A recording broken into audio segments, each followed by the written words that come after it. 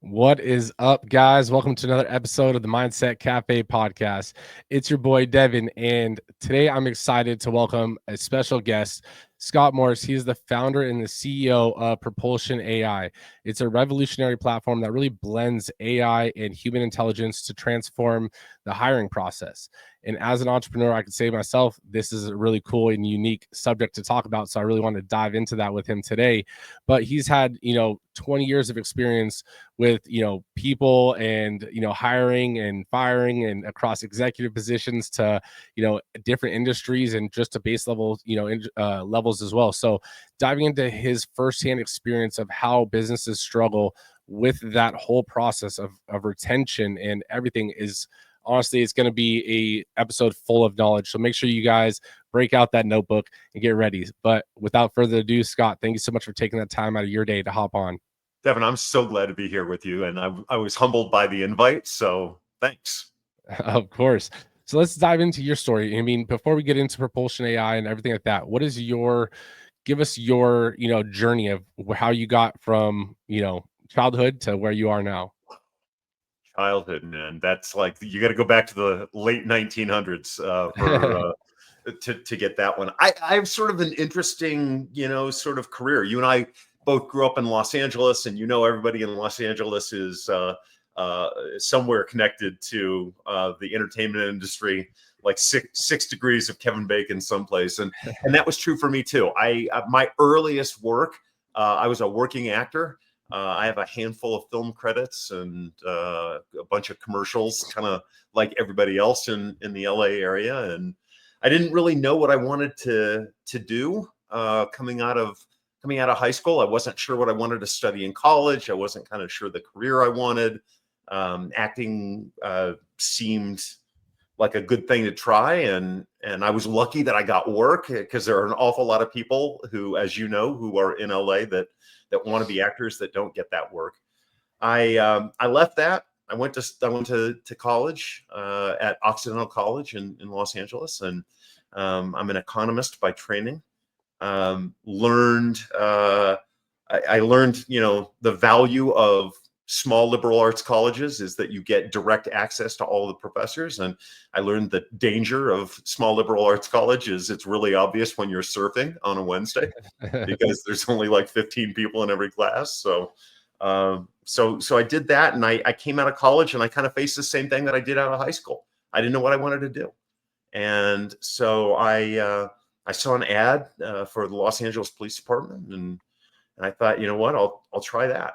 And so the application process is long. It's hard with LA, and I was lucky. I got a slot, and I became a police officer. And I know you have a family connection there as well. So it's a challenging job. It's a great job. It's a great department. I learned a ton of lessons. It ultimately wasn't the thing I think I wanted to spend the rest of my life doing. I left it and joined a professional services training company. And this was back, I know it's like now it seems like it's nothing, but back in the day, there were actually training classes that taught people how to use software. And so I became a software instructor and, helped people to use the very earliest versions of Word and Excel and PowerPoint and softwares like that. And that was kind of my first foray into HR in the world of learning and development. And so I had a couple of jobs actually in learning and development, and then launched out in my first entrepreneurial venture. Became a partner in a consulting firm, and we did public sector transformation work, which meant we worked with government entities and higher ed on building new business models and transforming old business models. And that was super, super formative. I learned a ton in those years. Did that for a while. Had an offer to become the head of HR. So my actually first job in HR was as a head of HR, which is kind of an unusual way to come up in that profession. And spent the next 17 years as a head of HR. I sort of my last corporate assignment before I founded Propulsion AI, I think was remarkable as well, because after 25 years in the profession and after dispensing advice about finding organizations that you fit in and organizations that fit you, I found myself in an organization where I didn't fit. And there was nothing about me that was right for this group. I took the job because the money was great and it was, the location was where I wanted to be, but it ultimately was just a horrific failure. Everything that could have possibly gone wrong went wrong. And every possible way that I could not be right for that company, I was not right. And every possible way that they could not be right for me, they were not right for me. And that was really, I think, an important, point in my evolution, because it made me more convinced than ever about the work that we're trying to do at Propulsion AI and the importance of that work. We just, the Propulsion AI is a company, as you said in your intro, that leverages artificial intelligence, and we use it to guide managers through the process of designing roles for their team. And when I say designing a role, how does that role fit into your strategy? What kind of outcomes do you need the person in that role to generate? How are you going to measure their success? What kind of competencies and skills do you need? Those things are really hard for most managers to get their head around. We utilize artificial intelligence to take the manager on a discovery path around that role, and then we write all the collateral. We write the job description, the job posting, interviewer guides, social posts, et cetera. And that's the first step. That's where you really figure out fit, is if the manager can get their head around the role, then getting the person that really actually does fit that role gets a whole lot easier. So that's where we're starting. And I know that's a lot of words from me, so I'm sorry to be really like lengthy with it, but I hope that gives you a sense of where I've been and where I'm trying to go. No, definitely. And I think the coolest part about that is seeing, because I would say for myself, going to college and, I started off as a business major and then transitioned to kinesiology and I still didn't think that was the route I was going to go. But that, fast forward, I went the firefighter route, decided I didn't want to do with it and became a trainer, opened a gym and so forth. And so the cool connection was that you went to college, you still didn't know what you wanted to do, right? And then you saw an opportunity, right? And so you took it with going with the police department, and you took the opportunity, kept your mind open, and you're like, you know what, this isn't a fit for me, and you transitioned. Because a lot of people will get into a role that's comfortable financially or comfortable feeling like they're secure, and they'll stay there. But you are a testament to, you have to want this. Like, this is you get one life, right? And you were like, this isn't really what I want to do. This isn't really what I thought it was going to be, or whatever the case may be. And then you're like, I'm going to transition, right? And then again, you saw another opportunity, you transitioned, you realized that, hey, this is not the best fit for me, I'm not the best fit for them, and so forth. And that opportunistic mindset allowed you to take all these steps to where you are today, right? Yeah, I think there's two lessons that I take out of it, and they're lessons that I try and like apply, kind of born out of my own experience, but I'm still trying to apply in my life.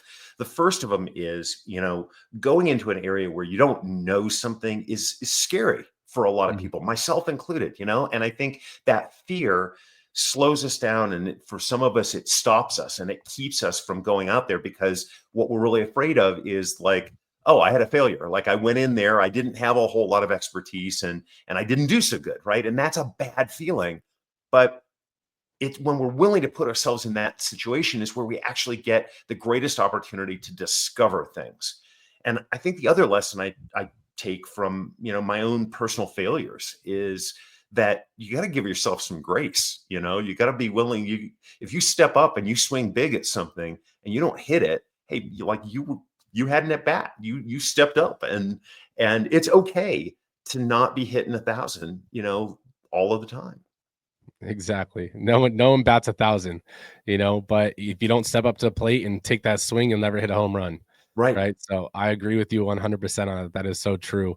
And that's the hard thing, is that, people look at success, or people look at the journey, and they look at where you've already been and now where you are currently, and they don't see all the at bats, right? And that's the thing that people can get discouraged by. And it's like, you have to realize, like, you maybe haven't hit your grand slam yet.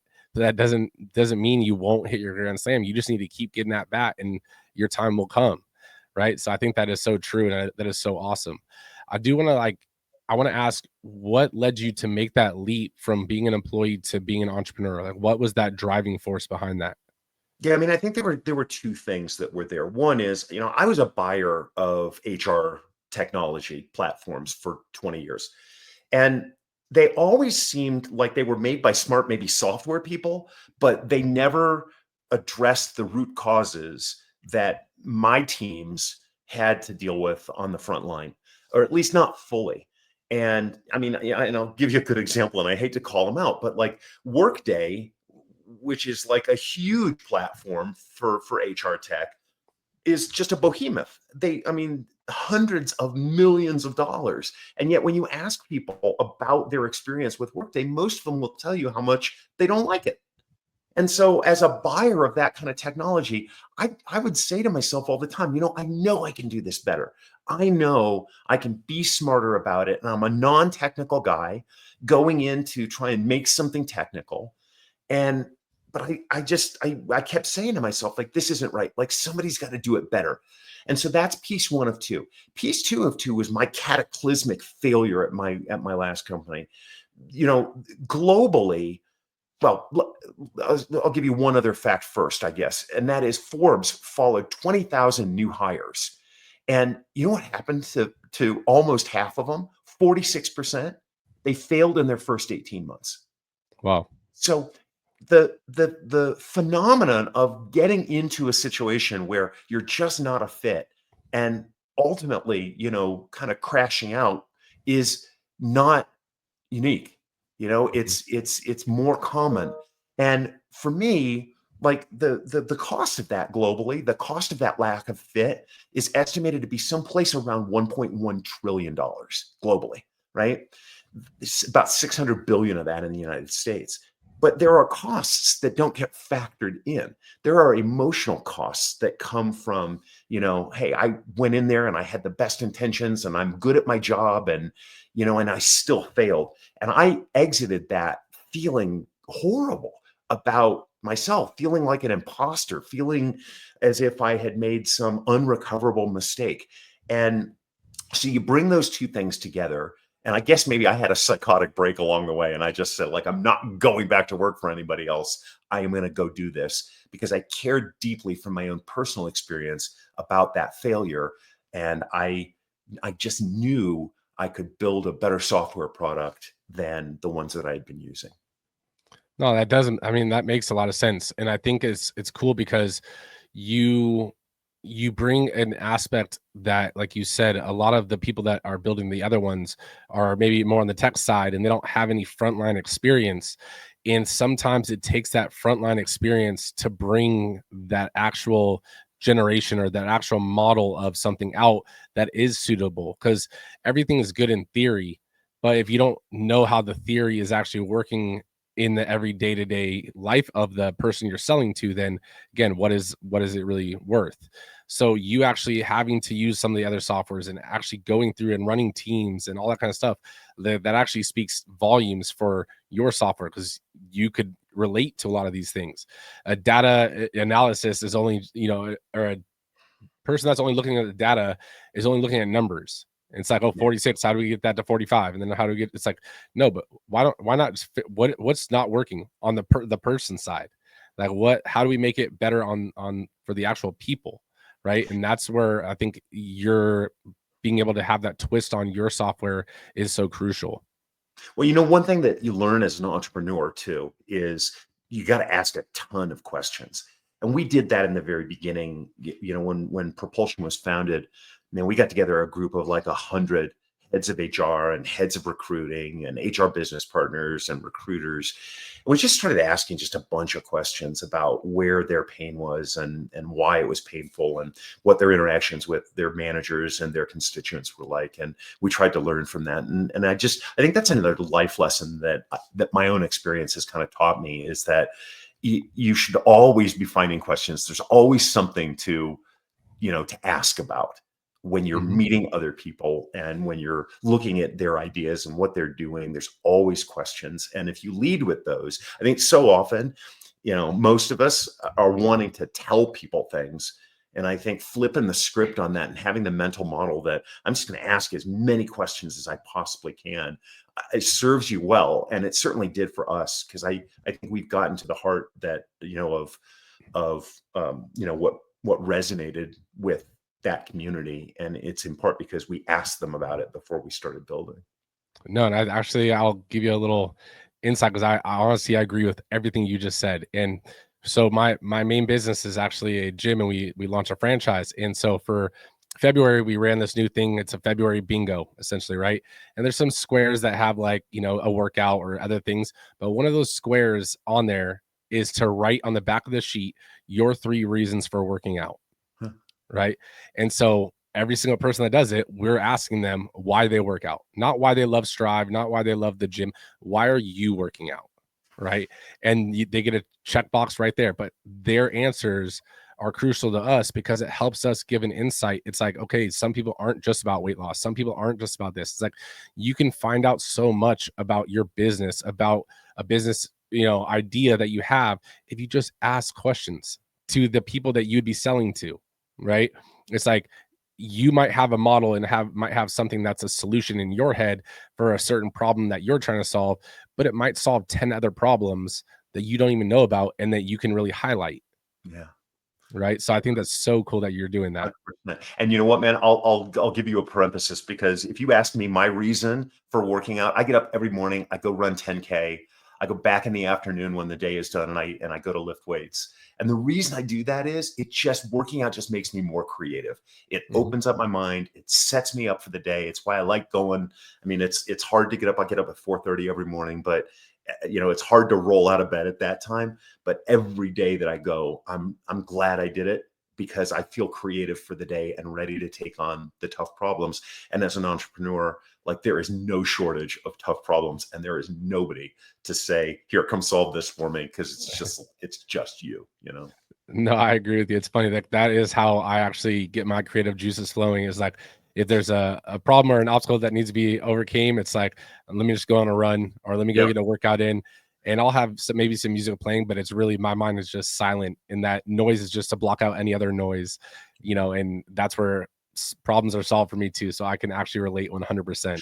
A lot of what we built into our product, and I hope people go and experience the product that we built, but so much of it was built in my head exactly as you just described it, on runs or on longer walks, and really having that time to be in the zone. And so that's my reason for working out. No, so that's so awesome. So let's dive a little bit into the entrepreneur side first before we dive into, more propulsion. You know, being an entrepreneur is different than, being an employee. Yeah. What are some of the lessons that you've learned being an entrepreneur that you didn't know ahead of time? Oh God. Well, I know you'll probably relate to this one too. Like, nobody. I want to be careful how I say this, because there have been so many people who have been supportive of the journey, Mhm. but nobody's in your corner. Nobody is going to be there to make it okay for you. You have to make it okay. Every decision you're going to make, and you're going to be uncertain about it, and there's not going to be anybody standing behind you, patting you on the back, going, "Oh, it's okay. Yeah, that's a good decision." Right? Like, go do that. Right? There's no reinforcement, and Mhm. you can't explain to somebody who hasn't done it how empty and alone that feels, when you're betting on the future, and you're doing it without the reinforcement that a lot of us get. If you're working as an employee, you've got peers, you've got a boss, and you're like, "Hey, I'm thinking about doing this, or I'm going to make this decision this way," and you've got people that come in and they're like, "Nah, don't do that, that's stupid," or they stop you, right? And there is nobody doing that when you're an entrepreneur. You are totally out on your own. So I think that's lesson number one. Lesson number two is just about moving quickly.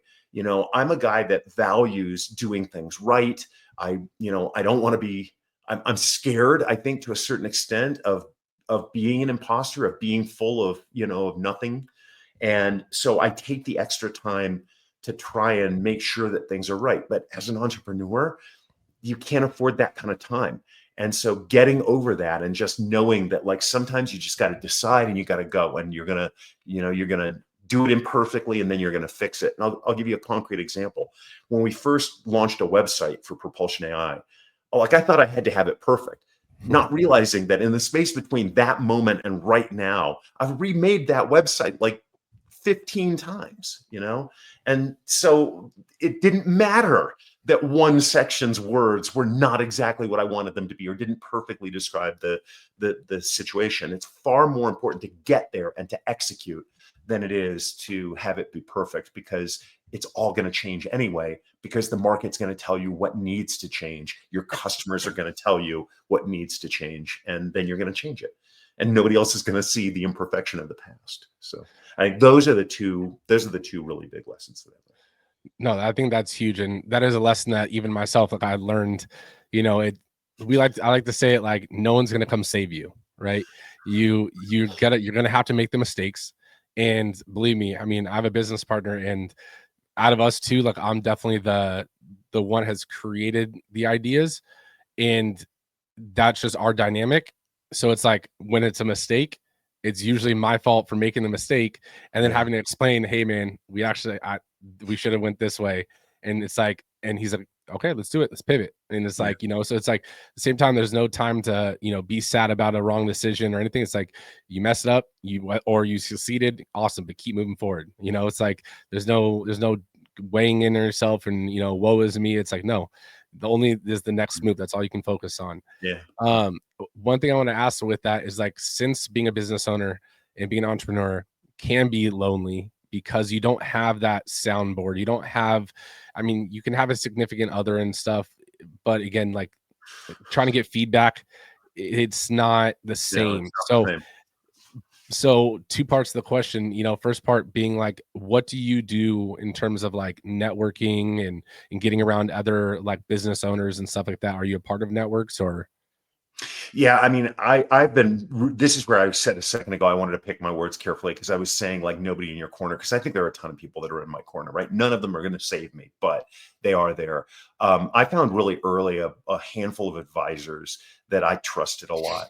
And I think I made an early mistake with them. Like, somehow I thought they were going to run the business for me because they were farther down the road. And back to the point you just made, right? Like, they're not going to do that. But they were still really good advisors. They're really great sounding boards. The former head of global talent from Coinbase is an advisor for us, and a super, super smart guy. And I've just been really lucky to have those people around me. There are also groups for entrepreneurs. I live in Denver. There's a group called Denver Founders. In fact, there are a bunch of entrepreneurial sort of networking and community groups that are here in the Denver area. And it's cool to go and whether it's just sitting around and talking to other founders, or whether it's listening to presentations, it's a sort of good way to be able to have some interaction with people who understand what you're going through, and because they're going through it too at different stages. So I do those things. No, I think that's a huge aspect. It's like, even for us, like, we're a part of networks and those groups as well, and then realizing that you're not the only one that faces these problems, and whether it's a problem in your industry, it's like other business owners have that problem, maybe just changed up on the perspective or the angle, but similar in nature. And getting to get advice from someone else that's already faced that problem does help a lot, because my whole thing is, like, we have advisors as well, and, like, everyone that you have on your team helps condense your timeline to success, right? You don't have to be an entrepreneur that needs to fit or fix every problem or solve every solution by yourself. It's like, sometimes getting advice helps, Yeah. Yeah, it does. And even knowing, like, I went to a presentation last week, uh, a guy named Brian Pontinelli, who is the CEO of a company called Fusion Auth. They do single sign-on and authentication software. That's the platform that runs on different other platforms. And it was really interesting to listen to him talk about the number of products that they had tried to bring out that they failed with, where they just hadn't figured out the market. And I'm like, okay, God, I'm not the only guy who didn't see the path clearly and had to kind of fumble, your way around getting to what you ultimately launch. And it was really good to listen to that. And he just sold this company for a ton of money, right? And listening to the time where he had nothing and he couldn't get customers, and like, you're like, oh my God, I'm not the only one who's walking, this path with all these difficulties. And so those kind of lessons, even if they're lessons about failure, are still reinforcing in a really good and helpful way. No, that is so true. So I want to ask now the second part of that question. Being an entrepreneur, right? As stressful as it is, as time consuming as it can be, what is your, and I hate using the word balance for this because balance insinuates that it's 50-50, but just for the sake of the question, what is your work life or work family balance, and how do you go about, juggling the two?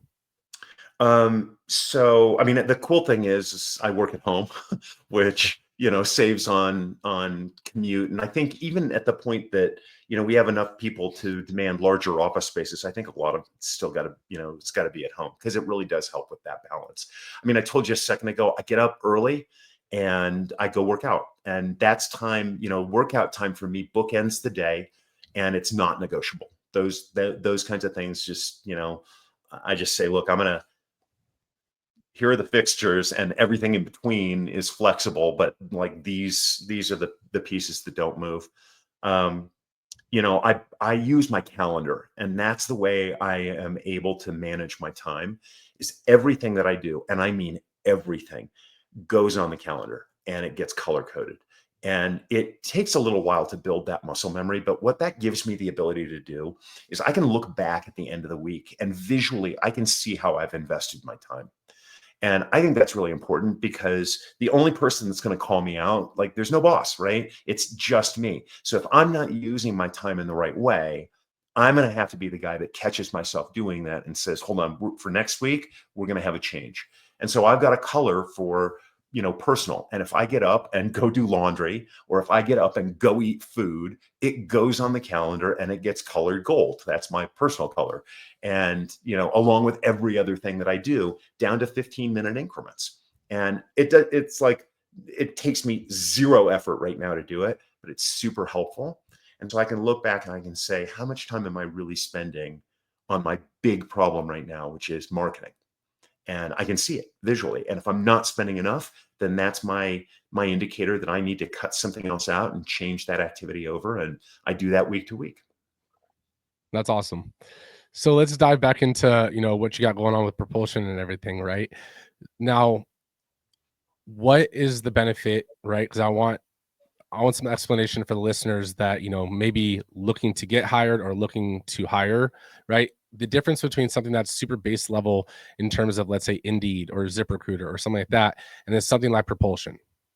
Well, so they're different sides of the equation. We don't do anything on the candidate side right now. We have a broad vision for what we want to do, but the platform that we just released is very much an employer side platform.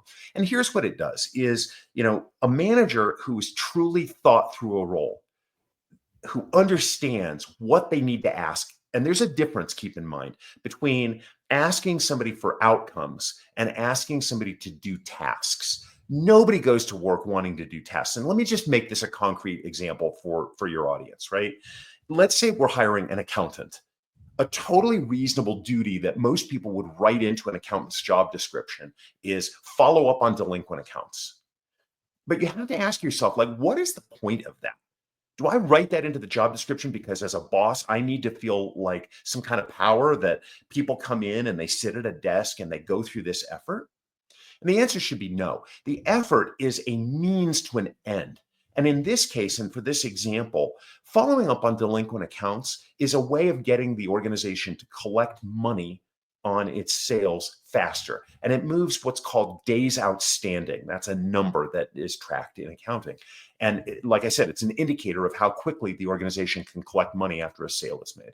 And that's the whole point. The only reason anybody follows up on an account is to collect that money faster and move the days outstanding number down from wherever it is to where you want it to be.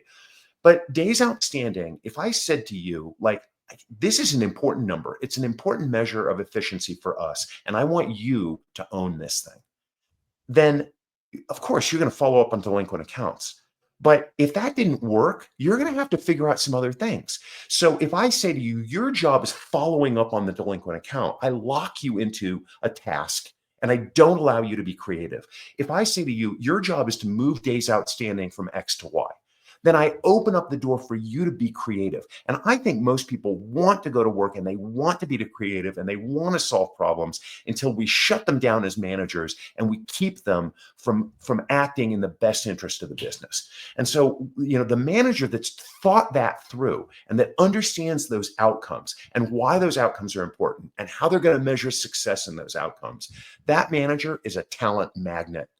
People want to go and work for people like that.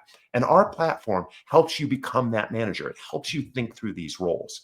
And then it writes the stuff, like it'll write the posting that goes on the web. You got to do the design with it first, but then it writes all of the stuff that's typically hard for us to write and gets it out on the web for you.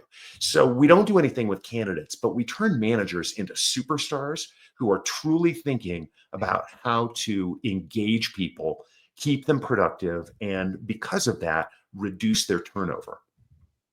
No, I think that's really cool because I mean, shifting it from a task oriented job post or even from a hiring standpoint into an outcome or a goal oriented thought process really shifts perspective even from a manager standpoint of what you're looking for, right? Because if you're just looking for a doer in terms of tasks, it's like a lot of people can fit that role, right? Until you hire them and realize that the goals and the direction essentially that you were trying to hire someone for wasn't really filled. It was just for those certain little key things. And so it's like getting to narrow down on who you're trying to actually hire allows you to really understand the job that you're hiring for even more. I mean, how many times have any of us heard from somebody in our life, I applied for that job and I got the job and then I got into the company and the job that I applied for doesn't wind up being the job that I'm doing. Yep. Right. And the reason that happens is that they hadn't thought it through fully. Or a different scenario, but I think equally common, you are applying for a job and the interview process seems to go on and on and on. And you get asked, the same questions over. It's because they haven't thought it through. And really top tier candidates will not put up with that. And you know what? They shouldn't, because there are organizations who have thought these things through, and that's who deserves the really top talent. And top talent will walk away from that. And they tend to do it silently, but they still walk away, because if you can't be bothered to put in the time as a boss to think through why you're hiring this role and how you're going to measure success, why should I take time to go fill that role for you? So an interesting aspect you just mentioned was the walking away silently. Can you explain that a little bit? Well, I mean, you think about it. If you're top 1% at your job and you go in and you interview with somebody, and we're all human beings, and what we want to know is the work going to be interesting? Do I want to solve the kind of problems that this job has? Does somebody have a plan for my growth and development? And am I going to be able to take feedback from this person? I think when, that's what most of us, whether we recognize it explicitly or not, that's what most of us are thinking as we start to apply for jobs, along with other things that matter. Is the location right? Is the money right? Right? Does the schedule fit the life that I want to lead? Right? So if I'm a top tier candidate and I come in to sit down for an interview with you and you haven't thought through any of these things, why would I give you the time of day? But I'm not going to get up and pout and storm out. I'm going to do the interview and I'm going to smile, and then I'm going to leave and we're going to shake hands. And then the recruiter's going to follow up with me and I'm going to be like, you know what? I had another offer, even if I didn't have another offer, because I don't want to deal with that. And that's walking away silently. Oh, I was thinking of it in the terms of like how you said, like hiring for tasks or hiring for like a purpose or a goal or an orientated thing. Top tier talent, if they get hired, and even though you make it sound goal oriented, if you're a manager and your mindset is only task oriented, then a top tier candidate is going to slowly start unlinking from the job and start slowly kind of wanting to get out, even if they already got hired, because you're not thinking in the terms of growth for that candidate. So everything you give them will be given in a task format versus an outcome format. And so I think that it was just that unique like perspective change on transforming a manager not only to hire in a way of goal orientation, but also to manage from a goal orientation spot as well. You know, Does that Devin, make when sense? you and I first connected, like one of the things that really caught my eye was just the name of your show, the Mindset Cafe. Mindset matters so much to everything we do, whether it's working out or working in business or becoming better at something that we want to become better at.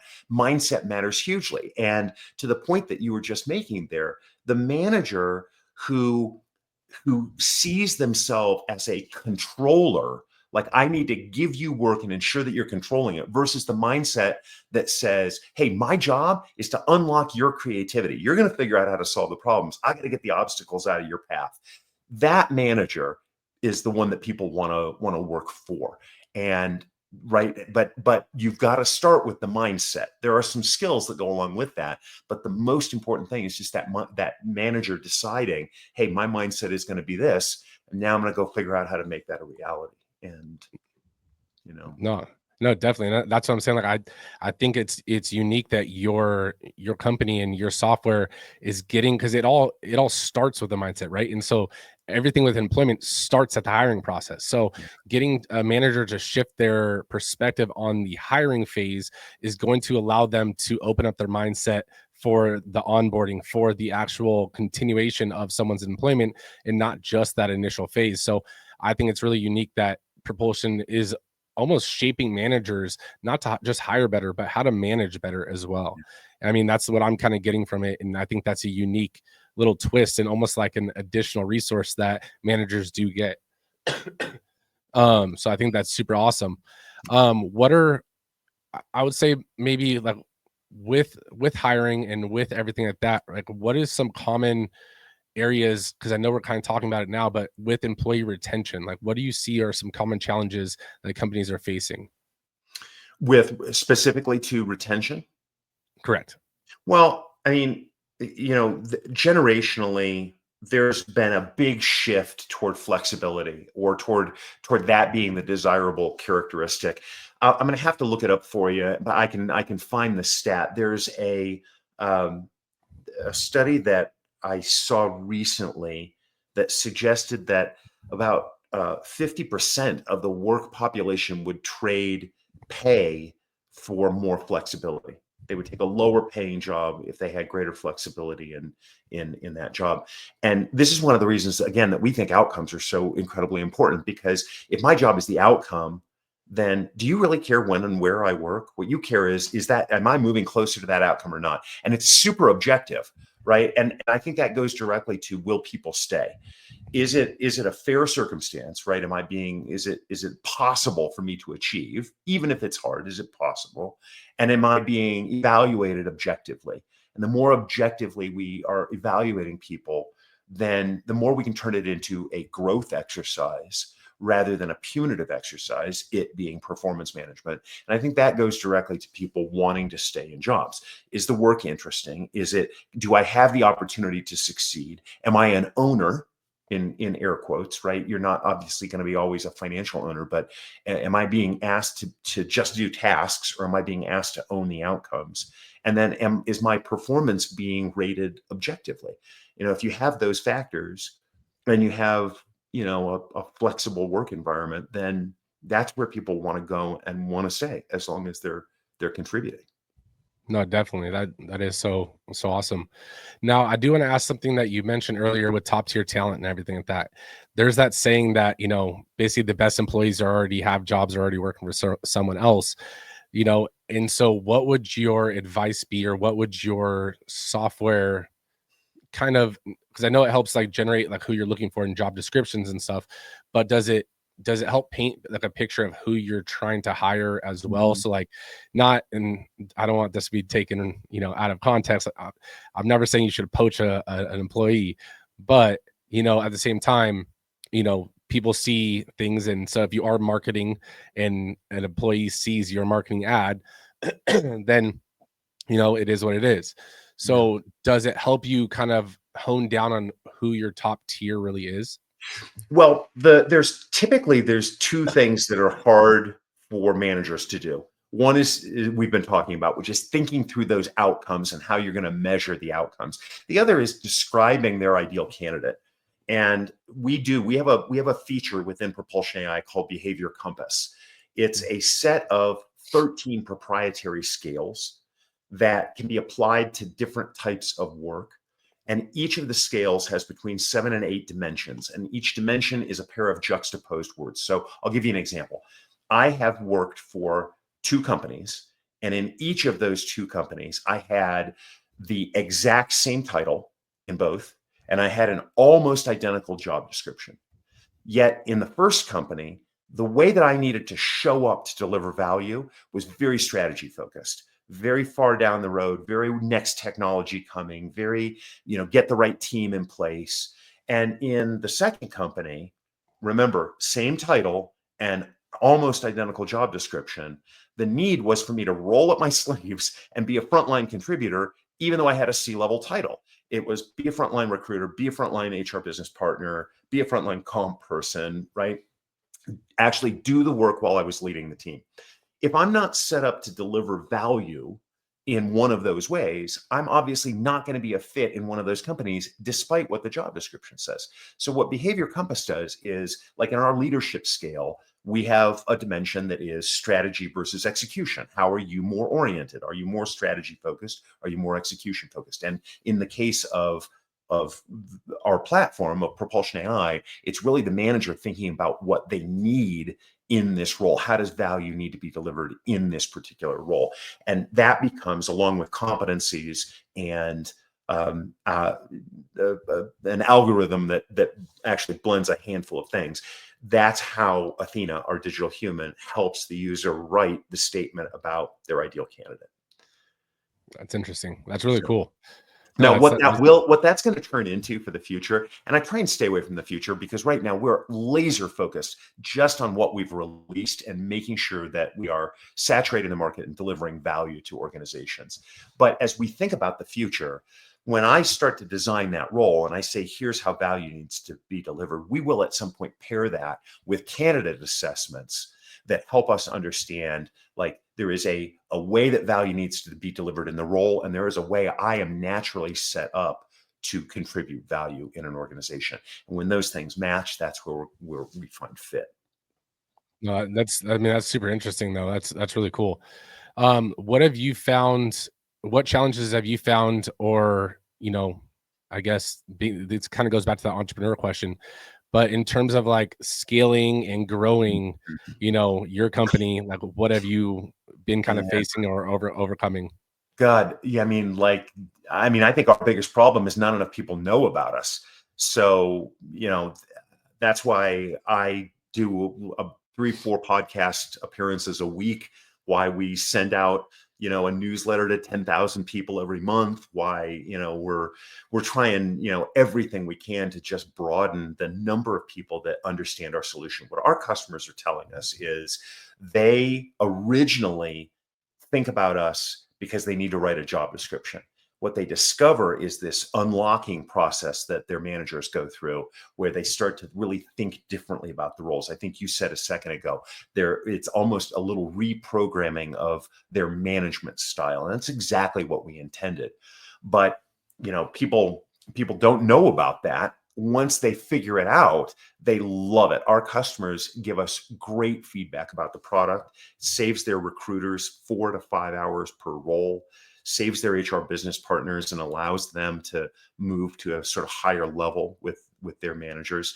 So once people get onto the platform, they love it. But I think our biggest problem is not enough people know about it yet. No, I got you. I believe me, I can relate in the franchise world for us. So I got you. Now before we wrap up, I do want to ask one question, right? And the one question is basically, and I will say this, it's not a tombstone, so don't answer it like a tombstone. It is the Scott Morris legacy wall. And on this Oh, legacy wall is the one message that you would leave for the up and coming generations that you've learned along your life journey till this part. LFG. Just get out there and do it. Just drop the fear, Don't drop the self-doubt and go and experiment, and you're going to fail, and that's okay. And you're going to get up and you're going to try it again. If your mindset is you're not going to be stopped, then you're not going to be stopped.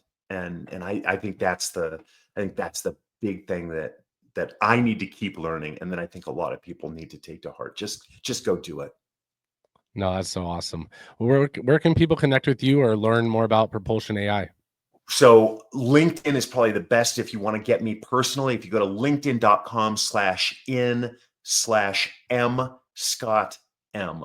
So my name with M's on both sides. And then if you want to find propulsion on the web, it's getpropulsion.ai. Getpropulsion.ai. Perfect. And all that will be in the show notes, guys. If you're watching it on YouTube, it'll be in the YouTube notes or description as well. But guys, make sure you guys share this episode with a friend. That's how it helps us grow, and at the end of the day, we're here to help you on your personal journey. So make sure you guys help one of your friends on their personal journey as well by sharing this show and letting them know that we're here. But Scott, thank you so much for taking the time out of your day to hop on and drop so much fun knowledge. And honestly, I'm excited to dive into Propulsion AI and see what everything is going on with that. So thank you so much. Hey, man, thank you. I'm glad you do this show, and I'm glad you're doing great work, and I'm honored that you had me on. So thanks a lot, Devin. It's been fun.